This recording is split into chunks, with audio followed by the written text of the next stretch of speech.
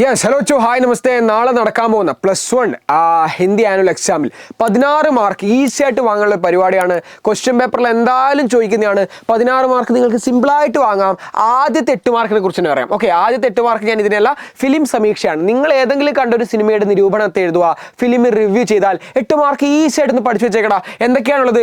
ഫിലിമിൻ്റെ കഥാസാർ. നിങ്ങൾ ഏതെങ്കിലും ഒരു ഫിലിം എടുക്കുകയാണെങ്കിൽ അതിൻ്റെ ആ കഥാസാർ നിങ്ങൾ മനസ്സിലാക്കേണ്ടിയിരിക്കുന്നു. ഓക്കെ, അതിൻ്റെ ഒരു തീം എന്താണ്, അതിൻ്റെ ഒരു സമ്മറി എന്താണെന്ന് മനസ്സിലാക്കുന്നു. എന്നിട്ട് എന്ത് ചെയ്യുന്നു? പാത്രോं का जो अभिनय, ക്യാരക്ടേഴ്സിന്റെ അഭിനയം എങ്ങനെയാണ്, പെർഫോമൻസ് ഓക്കെ ആണോ, അതൊക്കെ നിങ്ങൾക്ക് വിലയിരുത്തിയിട്ട് എഴുതാൻ സാധിക്കുന്നതാണ്. ഏതെങ്കിലും ഇഷ്ടപ്പെട്ട ഒരു ഫിലിം എടുക്കുന്നു, അതിൻ്റെ അതിൻ്റെ ഒരു സമ്മറി നിങ്ങൾ മനസ്സിലാക്കുന്നു. ജസ്റ്റ് ഒന്ന് പ്രിപ്പയർ ചെയ്യില്ലേ, ഒരു ChatGPT അല്ലെങ്കിൽ ജെമിനിയോ വെച്ചിട്ട് നിങ്ങൾ ഏതെങ്കിലും സിനിമയുടെ റിവ്യൂ ഇതൊക്കെ വെച്ചിട്ട് ഈ ഒരു ഫോർമാറ്റ് നിങ്ങൾക്ക് അപ്ലോഡ് ചെയ്തിട്ട് പറയാം ഏതെങ്കിലും ഒരു സിനിമയുടെ ഈ റിവ്യൂ ഇത് വെച്ചിട്ട് ചെയ്തു തരൂ. 8 മാർക്ക് ഈസി ആയിട്ട് നിങ്ങൾക്ക് വാങ്ങാം. ആ സിനിമയുടെ തലക്കെട്ട് എഴുതുന്നു, ദൃശ്യമാണെങ്കിൽ ദൃശ്യം, ഓക്കെ ദൃശ്യം എന്ന് എഴുതിയിട്ട് എന്ത് ചെയ്യണം, ആ ഫിലിമിന്റെ ആ ഒരു കംപ്ലീറ്റ് കാര്യങ്ങൾ നിങ്ങൾക്ക് എഴുതാം. അല്ലെങ്കിൽ KGF ആണ് KGF, what ever which film you like most, ആ ഫിലിമിനെ കുറിച്ച് ഒരു ഫിലിം റിവ്യൂ എഴുതാം. ഓക്കെ, ക്രിറ്റിസിസം എഴുതാം. എന്നിട്ട് എന്ത് ചെയ്തൊക്കെയാണ്, ആരാണ് പട്കഥ എഴുതിയത്, തിരക്കഥ ആരാണ്, സംവാദം ആരാണ്, ഛായാങ്കൺ അതായത് സിനിമാറ്റോഗ്രഫി ആരാണ്, സമ്പാദന ആരാണ്, എഡിറ്റോറിയൽ എഡിറ്റിംഗ് ആരാണ് ചെയ്തിട്ടുണ്ടായിരുന്നത്, അതൊക്കെ നിങ്ങൾക്ക് എഴുതാൻ സാധിക്കുന്നതാണ്. പിന്നെ ഗീതും അവർ സംഗീതം, ആരാണ് ഈ സിനിമയുടെ ഗീതവും സംഗീതമൊക്കെ ചെയ്തത് ആരാണ്, ലിറിക്സും മ്യൂസിക് ഒക്കെ ആരാണ് ചെയ്തത്, നിർദ്ദേശൻ കി ജോ ഭൂമിക, നിർദ്ദേശകാരാണ്, ഡയറക്ടറുടെ ആ റോൾ എന്താണെന്നും കൂടെ മെൻഷൻ ചെയ്യുന്നു.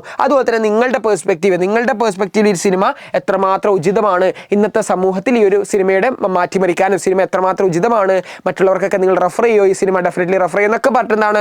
ഓക്കെ, ദൂസറോ സെബി മേ കഹുങ്ക ഇസ് ഫിലിം കോ ജറൂർ ദേഖ്നെ കെ ലിയെ, അതൊക്കെ വെച്ചിട്ട് സിനിമയുടെ നിരൂപണം നിങ്ങൾ കണ്ടാൽ സിനിമയുടെ നിരൂപണം എഴുതി കഴിഞ്ഞാൽ ഈസി ആയിട്ട് നിങ്ങൾക്ക് എന്താണ് 7 മുതൽ 8 മാർക്ക് 6 മുതൽ 8 മാർക്ക് വരെ നിങ്ങൾക്ക് എന്തായാലും സൂപ്പറായിട്ട് വാങ്ങാൻ സാധിക്കുന്നതാണ്. ഇത് മിസ് ചെയ്യേണ്ട, 8 മാർക്ക് അവിടെ പക്കയാണ്. ഓക്കെ, റെഡി അല്ലേ, ഈസി അല്ലേ? ഈ സിനിമയുടെ നിരൂപണം നിങ്ങൾ തന്നെ ഒന്ന് പ്രിപ്പയർ ചെയ്യത്തില്ലേ? നിങ്ങൾക്ക് ഇഷ്ടപ്പെട്ട ഫിലിം നിങ്ങൾക്ക് ഇഷ്ടപ്പെട്ട രീതിയിൽ നിങ്ങൾക്ക് എഴുതാൻ സാധിക്കുന്നതാണ്. അതൊരിക്കലും ആർക്കും അടിച്ചമർത്താൻ പറ്റുന്നില്ല. നിങ്ങൾ കണ്ടതിനെ കുറിച്ച് നിങ്ങൾ എഴുതേണ്ടതാണ്. 8 മാർക്ക് ഓക്കെ അല്ലേ, വാങ്ങത്തില്ലേ? Okay, ready. സോ അടുത്ത ഞാൻ പറയാണ്, നമ്മുടെ RTA right to information act 2005 പ്രകാരം നമുക്ക് എന്താണ് ഗവൺമെന്റ് നമ്മളെ സർവേ ചെയ്യുന്നവരോട് നമുക്ക് അങ്ങോട്ട് ക്വസ്റ്റ്യൻ ചോദിക്കാം. അപ്പോൾ ചോദ്യത്തിൽ തന്നെ ഉണ്ടാവും, സാർ നമ്മൾ ഓൾറെഡി ഇതിന്റെ ഫോർമാറ്റ് പഠിച്ചാണ്. അപ്പോൾ ചോദ്യം വെച്ചിട്ട് എങ്ങനെ എഴുതാം ഞാൻ കാണിച്ചു തരാം. ചോദ്യം ഇങ്ങനെയാണ്, നിപ്പ വൈറസ് की रोकथाम के लिए, നിപ്പ വൈറസിന്റെ ആ ഒരു रोकथाम അത് തടയാൻ വേണ്ടിയിട്ട് എന്താണ് സർക്കാർ ദ്വാരാ की गई कार्रवाई की जो सूचना पाने के लिए, സർക്കാർ ചെയ്ത ആ ഒരു കാർവായിന്റെ എന്താണ് സൂചന കിട്ടാൻ വേണ്ടി ഗിരീഷ് കുമാർ അശോക് വിവാഹർ കൊല്ലം ജില്ലയിൽ എന്താണ് സാർവജനിക സൂചന അധികാരിക്ക് എന്താണ് സ്വാസ്ഥ്യ വിഭാഗ് കേരളത്തിലേക്ക് ഒരു ലെറ്റർ അയക്കുവാണ്, പത്രം അയക്കുവാണ്, RTA പത്രം അയക്കുവാണ്. ആരാണ് എഴുതിക്കുന്നതാ?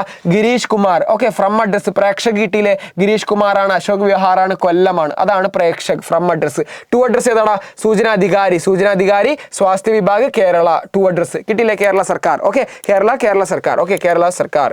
ഓക്കെ, കിട്ടിയില്ലേ? ഓക്കെ, സോ ടു അഡ്രസ്സും ഇവിടെ കിട്ടിയിട്ടുണ്ട്. സോ എന്ത് ചെയ്യണം, നിങ്ങൾ അതെടുത്തിട്ട് ഇപ്പുറത്തേക്ക് മാറ്റി എഴുതുകയാണ് വേണ്ടത്. ആദ്യം തന്നെ എന്ത് ചെയ്യുന്നു, അവിടെ മാറ്റി എഴുതുന്നു. ഓക്കെ, മാറ്റി എഴുതി എങ്ങനെ വരും, നമുക്ക് ആപ്കോ കേസ് ആയക എങ്ങനെ വരും നോക്കിയാലോ. യെസ്, ഓക്കെ, പ്രേക്ഷകൻ്റെ അടുത്ത് എന്ത് ചെയ്യുന്നു, പ്രേക്ഷകൻ്റെ അടുത്ത് നമുക്ക് ഇവിടെ കിട്ടി. ആദ്യം തന്നെ നിങ്ങൾ എന്താണ് 10 രൂപയുടെ ആ സ്റ്റാമ്പ് ഒട്ടിക്കുക, 10 രൂപയുടെ ആ സ്റ്റാമ്പ് ഒട്ടിച്ചു. എന്നിട്ട് എന്ത് ചെയ്യുന്നു, പ്രേക്ഷകൻ്റെ അടുത്ത് എന്ത് ചെയ്യുന്നു, ആ ഫ്രം അഡ്രസ്സിലുള്ള ചോദ്യത്തിലെ ആ ഒരു സാധനം എന്ത് ചെയ്യുന്നു, നമ്മൾ എഴുതി വെക്കുന്നു. ഓക്കെ, സോ ഫ്രം അഡ്രസ്സിൽ എന്ത് ചെയ്യുന്നു, ആ ഒരു കാര്യം നമ്മൾ എഴുതി വെക്കുന്നു. ആരാണ്? ഗിരീഷ് കുമാർ, അശോക് വിവാർ, കൊല്ലം. ഓക്കെ, സേവാമേ ടു അഡ്രസ് സാർവജനിക സൂചനാധികാരി സ്വാസ്ഥ്യ വിഭാഗ്. ഓക്കെ, ഇവിടെ ചിലപ്പോൾ മാറും, ആൾക്കാർ മാറും, മോട്ടോർ വെഹിക്കിൾ ആണെങ്കിൽ അത് വേറെ ഡിപ്പാർട്ട്മെന്റ് ആവും. സോ സ്വാസ്ഥ്യ വിഭാഗമാണ്, ആരോഗ്യ വകുപ്പാണ്, കേരള സർക്കാർ. ക്ലിയർ അല്ലേ? എന്നിട്ട് നമ്മൾ എഴുതുന്നു മഹോദയ് സർ, എന്റെ വിഷയം എഴുതി നിപ്പ വൈറസ് की रोकथाम के लिए, അത് ഓൾറെഡി ചോദ്യത്തിലുണ്ട്. സർക്കാർ ദ്വാര കാർവായി की सूचना पाने के लिए, ഇതുവരെയാണ് എന്താണ് നമ്മുടെ ആ ഒരു സബ്ജക്റ്റ് ഉള്ളത്. ഓക്കെ, സബ്ജക്ട് വിഷയം നമ്മൾ സബ്ജക്ട് അവിടെ അതുപോലെ എഴുതി. സന്ദർഭം എന്താണ്, ഇത് എല്ലാത്തിലും ഒരുപോലെയാണ്. സൂചനാക്ക അധികാർ അധിനിയം 2005 right to information act reference ആണ് പറയുന്നത്.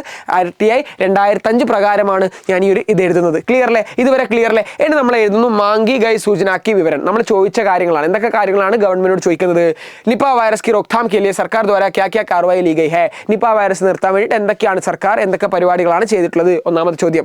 രണ്ടാമത്തെ ചോദ്യം എന്താണ്? നിപ്പ വൈറസ് की इलाज के लिए अस्पतालों में क्या क्या कार्रवाई की गई है, ഇതാണ് ക്വസ്റ്റ്യൻ. क्या क्या कार्रवाई की गई है, क्या क्या कार्रवाई की गई है, അതെന്തായാലും ഉൾപ്പെടുത്തണം. നിപ്പ വൈറസ് നിർത്തലാക്കാൻ എന്തൊക്കെയാണ് ആസ്പത്രിയിൽ എന്തൊക്കെ പരിപാടികളാണ് ചെയ്തത് അത് ഉൾപ്പെടുത്തും. അടുത്തതാണ് നിപ്പ വൈറസ് के बारे में जनता को सचेत करने के लिए सरकार द्वारा क्या क्या कार्रवाई की गई. ഓക്കെ, എന്തൊക്കെയാണ് ഇതിനെ ജനങ്ങളെയൊക്കെ ബോധവൽക്കരിക്കാൻ എന്തൊക്കെ കാര്യങ്ങളാണ് ചെയ്തത്? ഓക്കെ, ഇതാണ് നിങ്ങൾക്ക് എന്ത് ചെയ്യാൻ സാധിക്കുന്നതാണ്. ഇതെപ്പോഴും നിങ്ങൾക്ക് മെൻഷൻ ചെയ്യാം. ഓക്കെ, ഇതെപ്പോഴും നിങ്ങൾക്ക് ഉൾപ്പെടുത്താം. എന്താണ്? യെസ്, ഏതെങ്കിലും ഒരു കാര്യത്തെ ഉപയോഗിച്ചിട്ട് അതിലെന്തൊക്കെയാണ് കാർവായി നിങ്ങൾ എന്തൊക്കെയാണ് ചെയ്തതെന്ന് ചോദിച്ച് എന്ത് ചെയ്യുക, നിങ്ങൾക്ക് ആ ഒരു 3 ക്വസ്റ്റ്യൻസ് അവിടെ ആഡ് ചെയ്യുന്നു, പരിപാടി തീരുന്നു. അവസാനിപ്പിക്കേണ്ട എങ്ങനെയാണ്? ക്വസ്റ്റ്യൻ മാർക്കിലാണ്.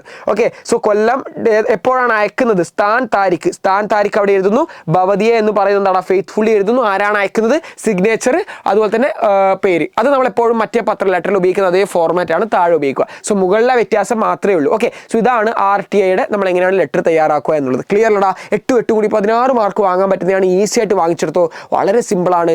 ഈസി ആയിട്ട് 1 2 3 തവണ റെഫർ ചെയ്താൽ മതി, നിങ്ങൾക്ക് ആ ഒരു മാർക്ക് ലഭിക്കുന്നതാണ്. സോ ടീക്ക് വെച്ചോ, ക്ലാസ് के बारे में എന്താണ്? ഓക്കെ അല്ലേ? മനസ്സിലായില്ലേ? കൺസെപ്റ്റ് റെഡി അല്ലേ? എന്തായാലും നല്ലൊരു മാർക്ക് എല്ലാവർക്കും കിട്ടും. എല്ലാവർക്കും വെരി ഓൾ ദ बेस्ट जोश. सो कमेंट बॉक्स में आपका जो फीडबैक बता सकता है. ठीक है बच्चों, मिलते हैं अगली वीडियो में. Thank you.